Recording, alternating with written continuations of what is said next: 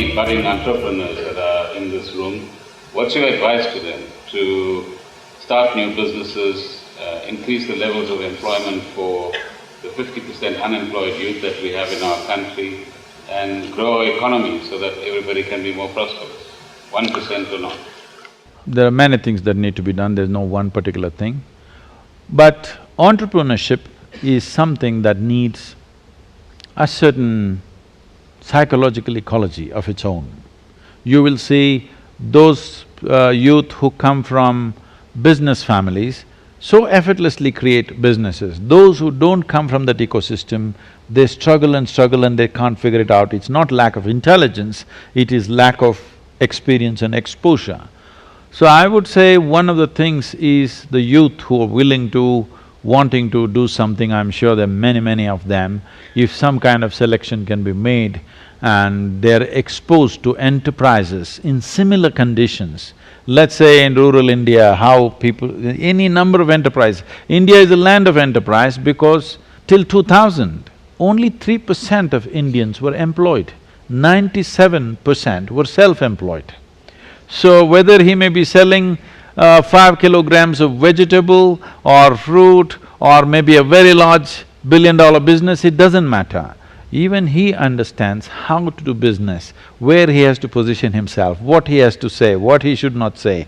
These are simple things, but till you're in it, you don't learn. So, learning this experience, not necessarily from the public, but there are institutes and institutions in India which can teach entrepreneurship. We ourselves in Isha are starting a leadership academy in Bangalore city, where youth from these countries can come and get exposed to variety of enterprise. I mean, the incredible thing right now in India is, the variety of enterprise is unbelievable. When you go for so much enterprise, some of them will fail, so it needs a net to hold them so that they don't fall back onto the street or hang from a tree, which is unfortunately happening here and there. But it is time to do that because we have chosen market economy. There is no other way than to unbridled enterprise. Is it the best thing? I'm saying no. But right now, to get people out of their poverty situations, to make sure everybody eats. When I say everybody eats, in India it's very true, I'm sure, here also to some extent, but wherever I go, in any country, first thing I see is what's the condition of the children.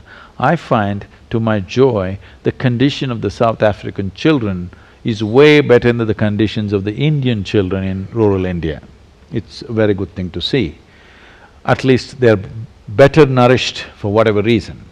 In India, this is true that a child has to go to school and spend 8 hours there, but he has not eaten what he needs to eat to stay alert for these 8 hours and grasp whatever he's supposed to grasp.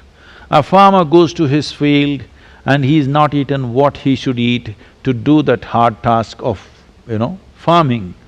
Or a pregnant woman has not eaten what she should eat to produce a lively, healthy child.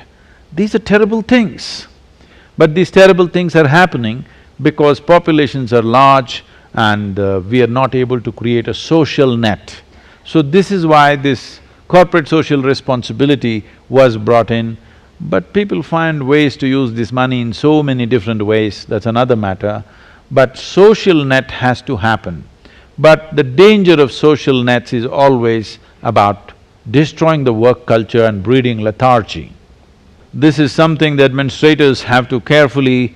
I would say it needs a certain level of heartlessness where tough decisions have to be made. People are suffering, but still you make tough decisions so that long term it works out well for you. That today you start doling out food to everybody, you will see, if you want to destroy a nation, you don't have to bomb it, you just destroy its work culture, it's finished.